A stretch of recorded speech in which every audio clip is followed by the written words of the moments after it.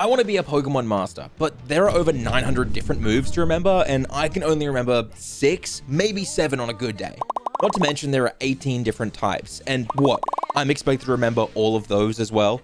Yeah, okay, sure. That's why today we're making it simple for handsome trainers like myself by catching, training, and using a team of Pokemon that can win competitive battles despite every move being random. Big kill them both. I'm pretty confident in my luck, so I'm gonna add some stakes. Stake number 1, I cannot stop battling until I get one single win. And stake number 2, if I don't win one of the first 5 battles, I release 5 shinies. How are we doing this? Well, despite Nintendo obviously being like totally cool with modding, I sadly don't know how to hack consoles. So instead, we're using one of my favorite moves in the Pokemon series. A move so bad but so fun that, as a kid, if I had the chance to use this move, I did. We're using Metronome. Metronome is simple. The user waggles a finger and stimulates its brain into randomly using nearly any move in the game.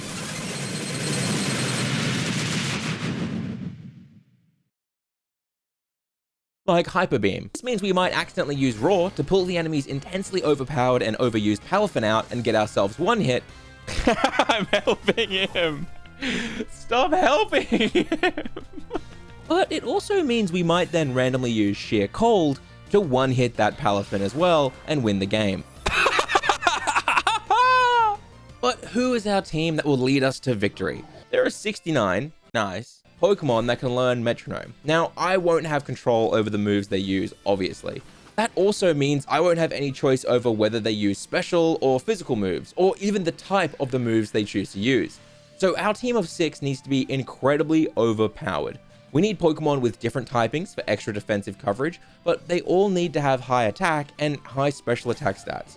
This way, even if the move they use is mediocre, what are you doing? They will still do decent damage when they do roll for a good move. Of the 69, nice, 6 Pokemon in particular stand out to me.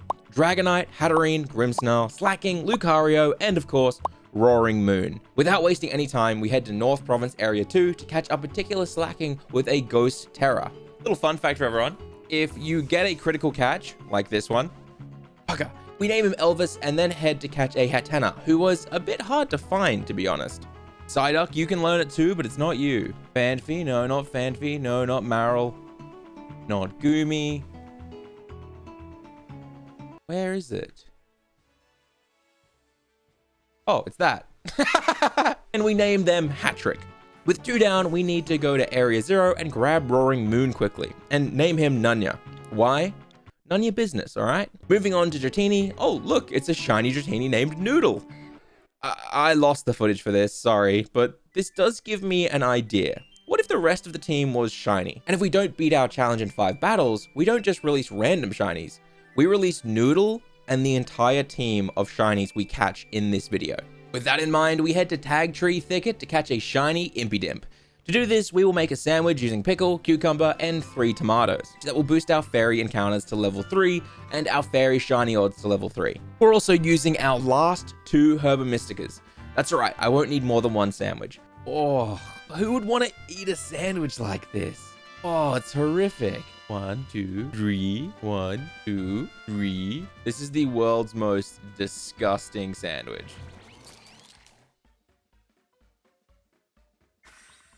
Oh no. Is it gonna count even though it doesn't have the top red on? Oh no, I've messed it up, haven't I? Title Fairy, Sparkling Fairy, Item Drop Fairy. But that's not Spawn Rate Fairy. Well, we managed to get shiny odds increased, but without the encounter boost, it doesn't do much. We spend 45 minutes running around in the rain before we decide to try again. Except without any Herba, we can really only get encounter level 2, which means more Impidimps will spawn, but we won't get extra shiny odds, so it's unlikely we will see a Holy shit! No way! We give them the widest name we can think of, Ludwig, and head back to North Province Area 2 to try catch a shiny Lucario. We make a quick sandwich to boost our steel encounter. Alright, interesting. This looks like a hard to assemble sandwich. Okay, not bad, not bad. I'll put the rice on this side. 1 cloth stick.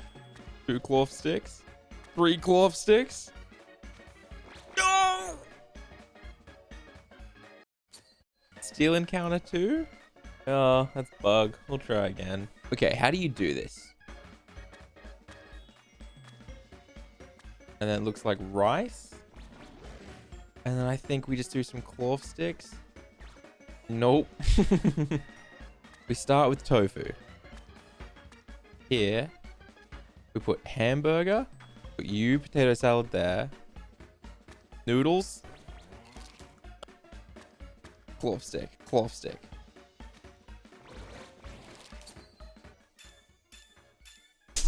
I'm gonna get it this time. Tofu, tofu, tofu, rice, potato salad, noodles, hamburg, cloth, cloth, cloth.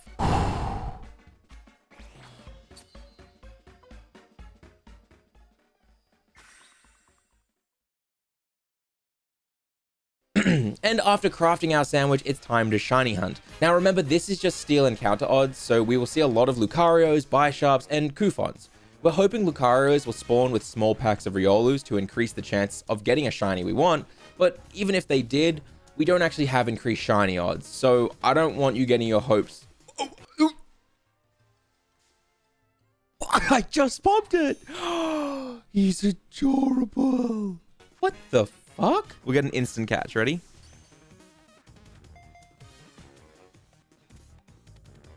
Yes! Meet Kevin, everyone! We're almost ready to battle, but on my way home, I cut through the bamboo forest again and just happened to get a shiny Bisharp who I named Schwing. I wasn't looking at the screen. That's a catch. Watch, ready? Boom. This doesn't help the challenge at all, but I wanted you all to see it, so you understand that if I don't win this competitive match, we aren't just losing Noodle. We're losing Schwing, Ludwig, and Kevin. With 6 Pokemon caught, our team is full, and it's time for our actual last team member. Because I lied to you all. Roaring Moon can't learn Metronome, but Iron Valiant can. We punch in a very specific code you're meant to use to trade Roaring Moon for Iron Valiant. No. I said we punch in the very specific code you're meant to use to trade Roaring Moon for Iron Valiant. Thank you. This guy gets it. And we nickname them Beep. He's called Beep. And now, my boys and girls, this team is assembled. It's time to battle. Except not quite. You see, I wasn't going to bother training this team up or getting fancy with their stats, but after seeing what we stand to lose, aka Noodle, we need to go all out. We level up and evolve our entire team except for Kevin, who, unlike me, was taught food doesn't equal love as a kid, so he refuses to evolve, but we'll handle him later. We split our team into 2, taking Kevin, Noodle, Beep, and Elvis. We give them power bracelets. Guys, gotta be honest, matching bracelets, not a good look. Unless you're best friends. In that case, kind of a good look. And we continue the tradition of decimating the local young goose population. But in my defense, this Pokemon is the ugliest little freak ever, so they deserve it. We then continue to decimate the bird population to increase their speed stats to max as well. What are you doing? I'll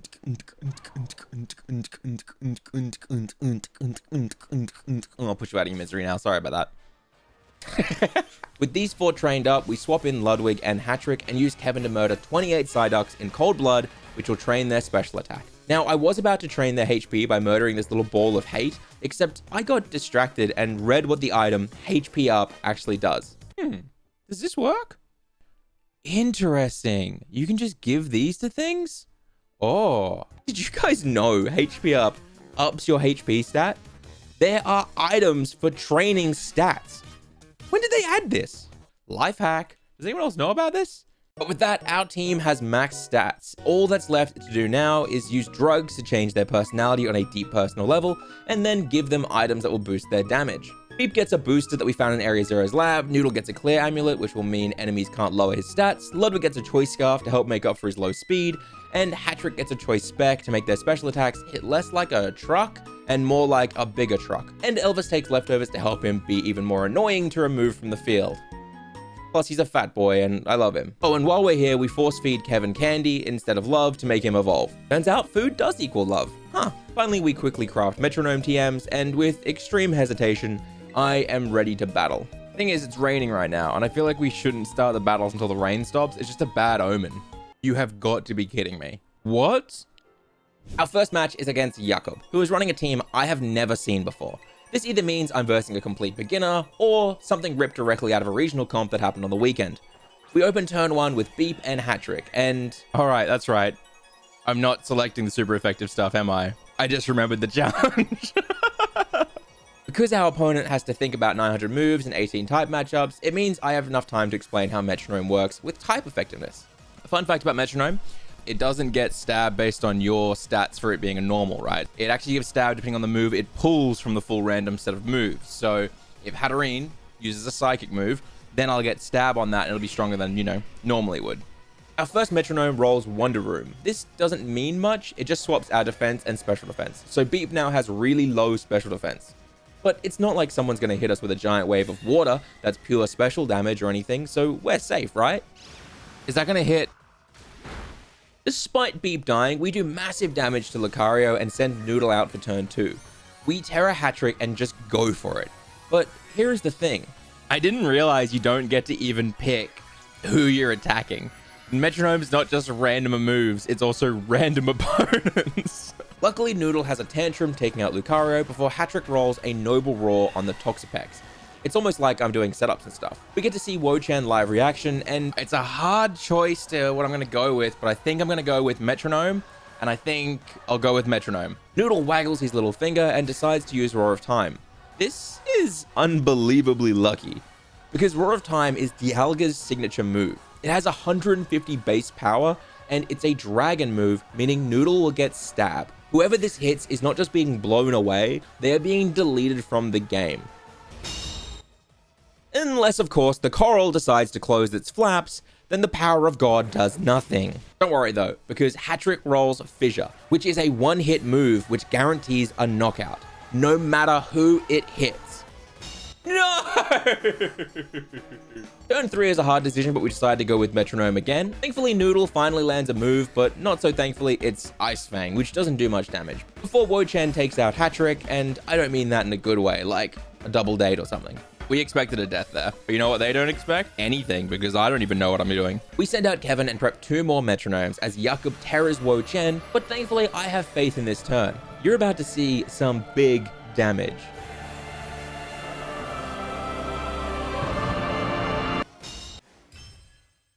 I think I might actually have a really good chance at this. Feeling strangely confident, we move on to battle number 2. We are ready to destroy Arik.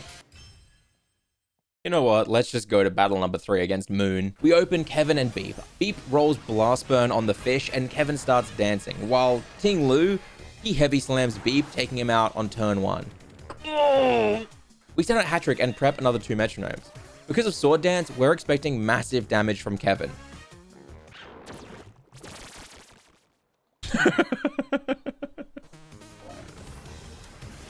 That shouldn't do much.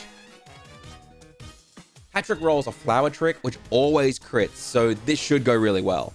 But he hits the wrong enemy. Next turn, Earthquake takes out Kevin, and Hattrick tries to attack through Protect. So we bring out Ludwig, and it's time for a massive move. The most powerful move you will ever see. Here we go.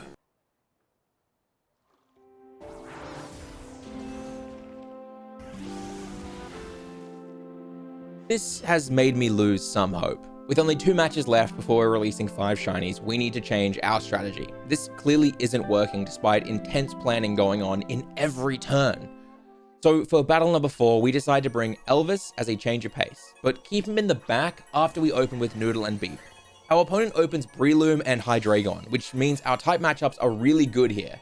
So I have a really good start here, except I'm using Metronome, so all those type advantages mean nothing, it just means that I can resist a little bit. Beep tells them to chill out with a Blizzard, almost killing them both. Oh, what a start! Before Noodle follows up with a heavy drilling on Breloom, which Breloom enjoys, but does also take him out. Is it only going to take us 4 games to get this? Metronome rolls First Impression, which doesn't work because it can only be used the first turn your Pokemon is out, and Noodle dies to a Dragon Rush. Beep takes massive damage from an Iron Head before we swap in Elvis, and our lead has been lost quickly. But Beep rolls Dark Pulse, dealing massive damage. Clearly this will inspire Elvis, who will easily crush the enemy with his own power. With that, Beep dies to Hydreigon, and we bring in Hattrick. Elvis tanks an Earthquake and a Dragon Rush, while Hattrick powers up for the most powerful role imaginable. Let's see what he's got. Don't worry, Slacking will do it this time. Slacking, you got! Despite being on their last legs, Hattrick lands a triple dive, taking out Hydreigon and sticking the landing to score 10 points from the judges.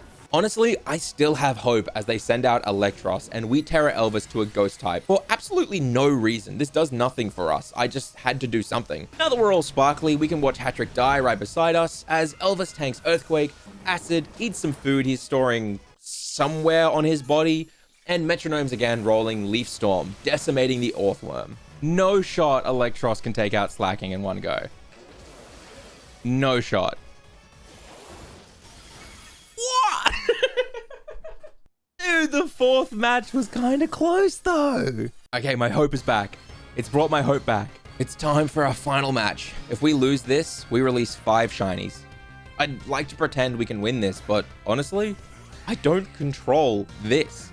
All might be lost and I have no say. So let's begin. Our opponent opens a surprising Dino and Hawlucha. Beep opens first with their Metronome, before Kevin tanks a Flying Press from Hawlucha. This would normally kill, but we have Focus Sash. This allows Kevin to land a Magma Storm, doing massive damage, and trapping Hawlucha, meaning he takes fire damage every turn. Dino puts on his best scary face, and we predict the Flying Press from Hawlucha and decide to swap out Lucario for Hattrick, who resists fighting. Next, Beep rolls a Quiver Dance, and Hawlucha proves us right before setting up another round of massive damage, the likes nobody has ever seen before. Well, okay. Now it's Hattrick's time to shine. Watch this kill. Kill both of them. Big Surf. It's a 4v3. Lucario is on 1 HP, but that still counts. They send out Toxtricity and Beep rolls Magic Room. This makes all of the items we're holding have absolutely no effect, which is terrible for our Hattrick holding Choice Specs. In response, Hattrick uses Mega Kick, which does surprisingly decent damage for a Pokemon that doesn't have legs, as far as I can tell. Beep takes after my parents when I walked in on them as a kid and decides to play rough, taking out Hawlucha. We have a 2-mon lead, and Beep lives on a bee's dick of health, and it can only hit the one that we want to hit, so... Okay. They send out Masquerada, but don't worry.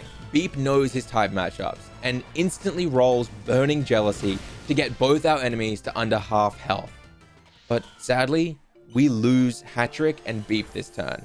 Our 4-mon lead is a tie now, and Lucario is on 1 HP. We send out Elvis and Kevin and pray to the RNG gods. Elvis rolls Jaw Locked and takes out Toxtricity. There are 2 ways this can go. If Masquerada attacks Kevin, he stands a chance to win. But if they choose to attack Elvis, we have a massive opportunity to win our 5th match. Wrong choice! Wrong choice! Massive damage. Take him out in 1. Looks like our team knows their type matchups after all. And that's how you win ranked battles, with all random moves. Why don't you check out this one here where I beat competitive battles using only Explosion. That one was much harder.